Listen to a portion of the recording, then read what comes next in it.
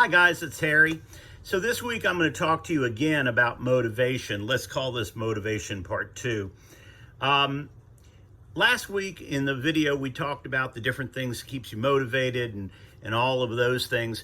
This week I want to go a little bit more into that with a couple of different, well, I won't call them strategies, but things that I try to do on a daily basis that keeps me grounded and keeps me focused on what's going on. So the first thing that I would say is when you start looking at your motivations and you reach out and you find your why, and I discussed your why last week, the why is the most important thing behind the motivation because that will keep you going throughout the failures that you're bound to receive and that you're bound to have to overcome. And I had a pretty significant failure this week. For the first time this year, I had two in 2 days customer surveys come back that were negatives, and those negative surveys were something I'm not used to. Actually, those were the first 2 that I've had all year, but you get those and you have to come up with strategies to overcome them. So let's talk a little bit about that. First, this isn't personal. When you fail and when somebody objects to something that you've done or doesn't like what you've done, it isn't personal. Don't ever let it get personal. Probably one of the hardest things that I had to do this week was one of the gentlemen that gave such a scathing review actually came in with a problem and expected me to handle the problem, which I did. I could have said something to him, which I did not. I could have refused to help him, which I did not. When you are dealing with a failure, how you handle that failure is very important. In fact, I'll go so far as to say that how you handled the failure is more important than the failure itself.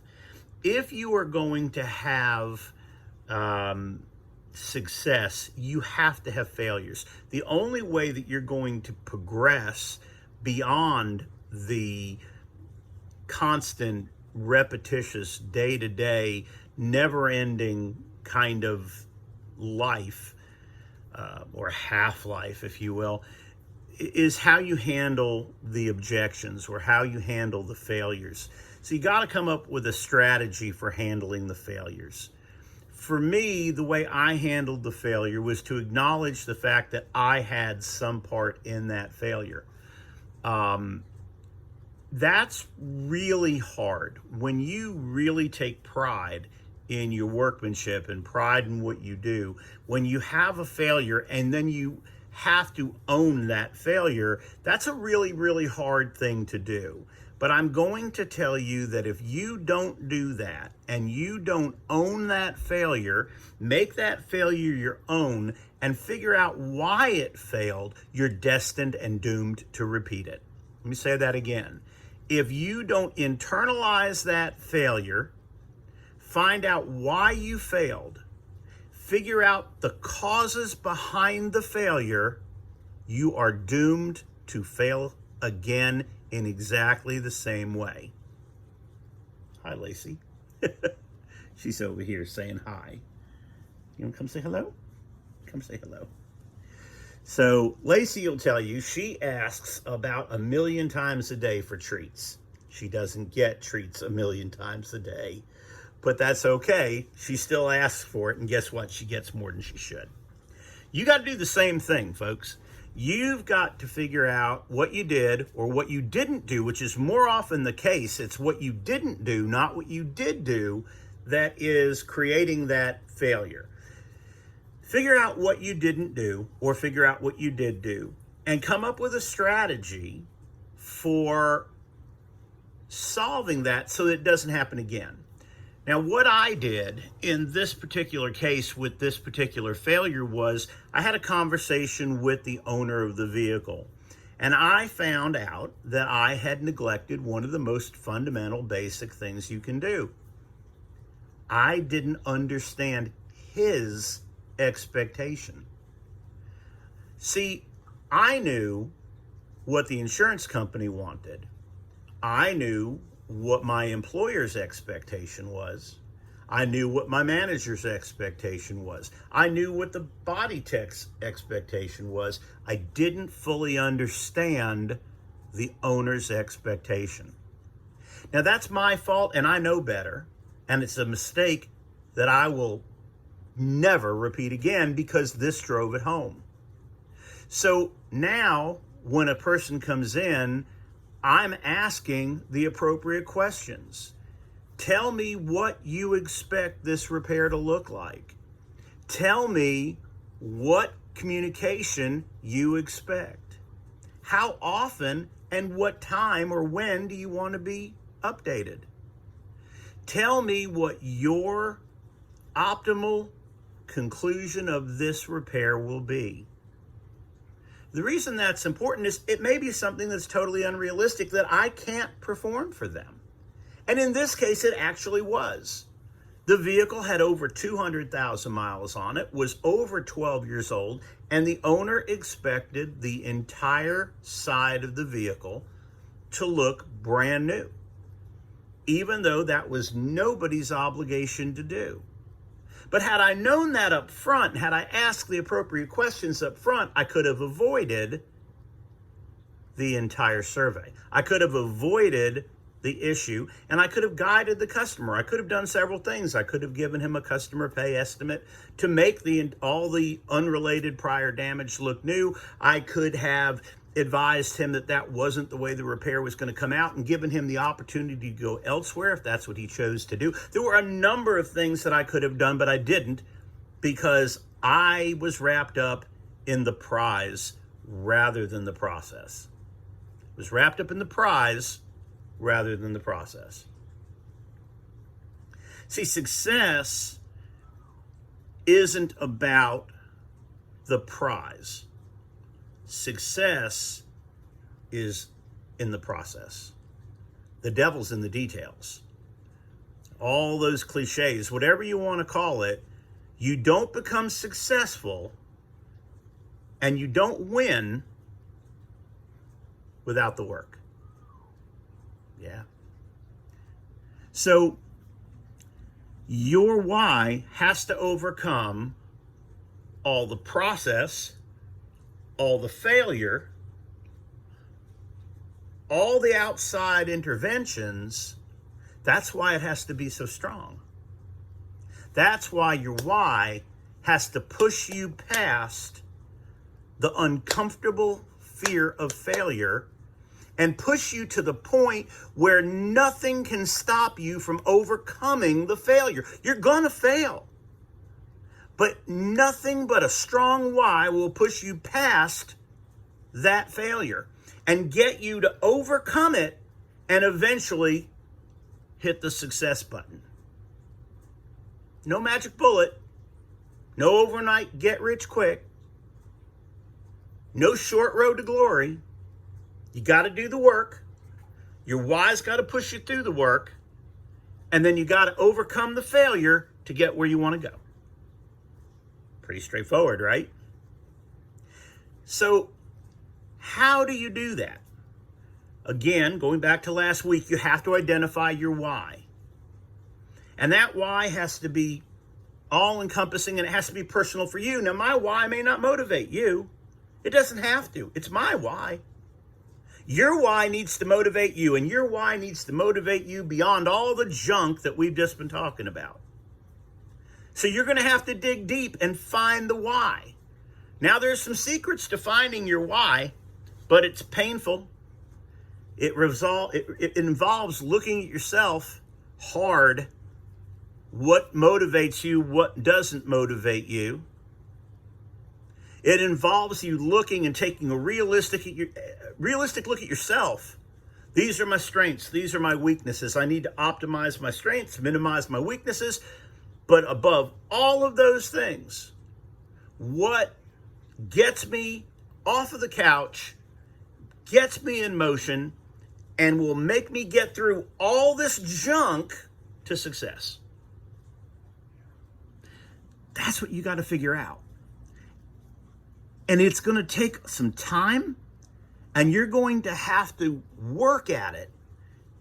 And you're going to have to work at it in such a way that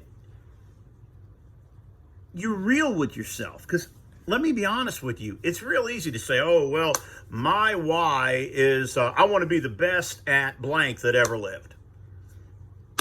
Okay. What can you do to make that? What can you do to make that happen? And if there's nothing you can do to make that happen, you know, I would love to be a billionaire. Love it. But what could I realistically do to make that happen? That's just a dream. That's not a goal. I want to be the guy, me, my why. I want to give something back to the field that has provided for myself and my family for so long. I want to train the next generation of people that will concentrate on, and in my line of work, I'm collision repair industry. I want to concentrate on training the next group of people that do what I do, but do it with the understanding that the cars aren't what's important. Yeah, you have to do a quality repair. You have to write good sheets. You have to do all those things. That's just the work that we were talking about. That's just the work.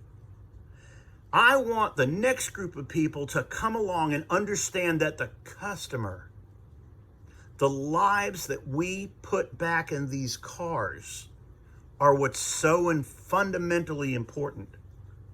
That they need to change their focus. They need to get it off of their wallet, get it off of their success, get it off of their petty bickering and all of the stuff that happens in the work environment, and get it off of the cars and get it onto what's truly important, which are the lives that we get back in motion.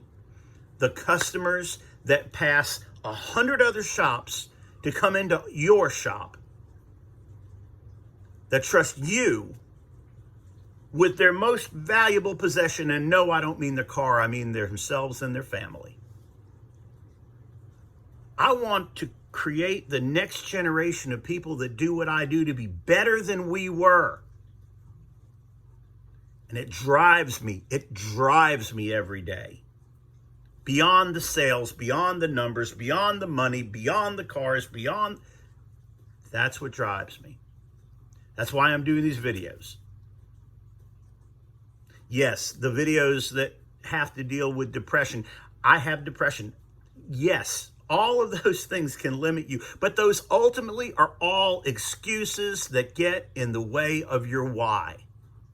My why is stronger than my illness. My why is stronger than all the stuff. When you find that why, you will be unstoppable. You will be the one person who makes a difference in whatever chosen endeavor you choose to do. And I guarantee your life will be fulfilling, it will be enriching, and it will be joyous. Because when you're doing what you're meant to do, there's nothing in the world like it. Nothing. I'd rather do what I'm doing than anything else in the world. If they stopped paying me tomorrow, I would show up the next day. Please don't stop paying me tomorrow if you're listening. But I would. I enjoy it that much. Find that thing that makes you push forward. Your life will never be the same. And as a result, the people who love you, who support you, who interact with you, their lives will change fundamentally as well. Promise you. Promise you. When I recognized what I have to do with the rest of my life, it fundamentally changed how I'm living my life, how I'm interacting with my spouse. It fundamentally changed how I'm interacting with the people that I work with. And I guarantee you they have seen a difference. I urge you to hunt for that why. To go out every day and wake up with a purpose and live that day like you're doing it on purpose. Live every single day, because you're never guaranteed another one. Live every single day like you're living it on purpose. Your life will fundamentally change forever. Promise you that. I'd love to help. If there's any way I can ever help, please let me know. I would love to be a positive motivator in somebody's life. I would love to know that the message meant something to you. Please feel free to comment. Remember to like and subscribe my new YouTube channel. That'll help. I'm adding more content in there again real soon. And until I see you again, remember to do something good, do something nice for somebody. Doesn't even have to be anybody you know. I promise you, nothing feels better than that. So remember, until I see you again, keep a smile on your face, keep loving your heart, and I can't wait to help you and see you on the journey. Have a great day.